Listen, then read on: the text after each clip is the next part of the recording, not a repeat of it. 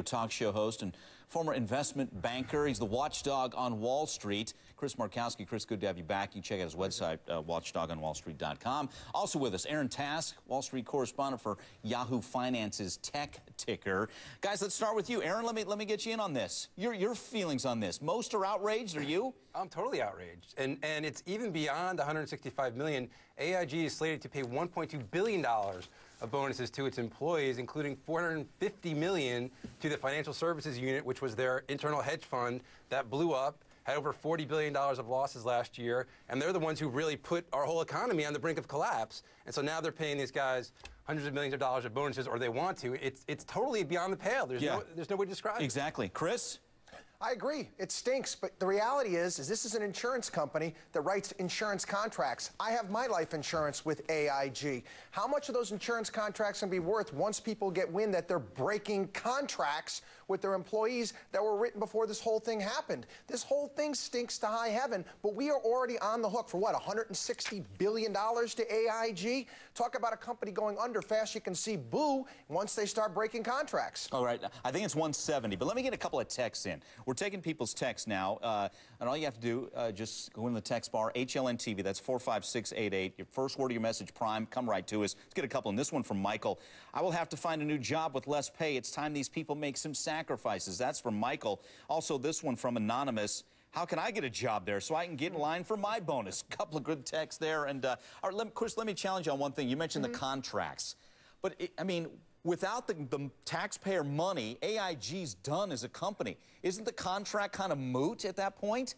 And that we have a little more say-so now? Well, this is the whole catch-22. I don't know if because the company was going to go under without taxpayer money, if it makes every employment contract moot within the company. We just also saw billions of dollars going to Goldman Sachs, foreign banks, because they had to make good for the deals that they'd made in the past. What are we going to do right now? We decided to bail this company out. It's an insurance company that writes contracts all over the globe. They start going south on their contracts. Where does our $170 billion go? Aaron, is that the explanation? Is that, and the president said it. How do you justify this? How are they justifying? There's no justification, A.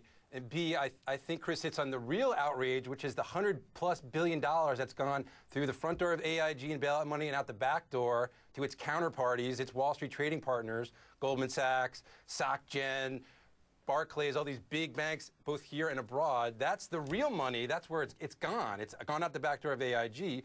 And the bonuses, I would say the government should say, you know what, we're going to break the contract, sue AIG to try to get it back. Yep. Because if AIG were allowed to collapse, which is what have happened, those guys, those employees would have been the last in line to get paid in a bankruptcy. Guys, to me, they have no claim, but I'm not a lawyer. Real quick, Chris, I got to get a call in. Go ahead. If the government could do it, I'd love for them to do it. But you know what? I was ticked off that Carl Bavano made $10 million a year for the Yankees and never pitched.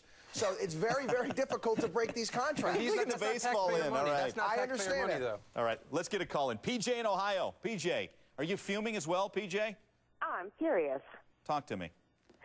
You know, I think AIG should be sued under the RICO Act. There's no excuse for their behavior. It's absolutely disgusting. There are too many people out there that are without jobs and that are looking for jobs, and these people have billions of dollars to just freely go and give to whomever they want. It's pathetic. Disgusting. You're right on the money there. Aaron, should there have been more strings attached? Because you look at the auto industry, they had to practically grovel and lay out where every dollar's going. And yet AIG was just giving it carte blanche. Do what you want with it, it seems. You make a great point, and there's been no rhyme or reason, really, to the bailouts we've seen in the past year. And it was really a year ago this week that Bear Stearns failed, and when they forced that shotgun marriage with J.P. Morgan.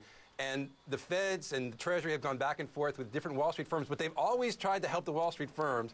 Like you say, they made the big three automakers grovel. I'm not saying the big three deserved a bailout or deserve one now, but why the distinction? No one's actually ever made that clear to me. And I'm not saying that's a bad thing with the auto industry. They should make the guys on Wall Street grovel, too. That's the thing, and they haven't done that. Exactly. Let's get an email in, CNN.com/Prime News. Everybody wants in on this conversation. This is Jeffrey in Dallas, Texas, writing this. If you do not pay them a bonus, they pack up and walk out the door, then AIG has no chance of paying back taxpayer money. Chris, what do you think of that argument? I agree. I mean, they should have attached strings in the first place. That is whose fault? That's the government's fault for doing that. They're the one that didn't attach any strings to anything. Yet you've also got other banks like Wells Fargo complaining, having to cut their dividend because they were forced into taking TARP money this past fall. This thing is a big mess and a big grand church of unintended consequences. Washington, D.C., they're to blame. All right. And we'll talk baseball next time, by the way. Mike, there's no place for those guys to go. They're not. If they leave, there's hundreds of guys, thousands of guys who got laid off at Bear, Lehman, Merrill, Citigroup, who would gladly take their jobs. Excellent point there as well. But guys, we got to leave it there. Chris, Aaron, appreciate it.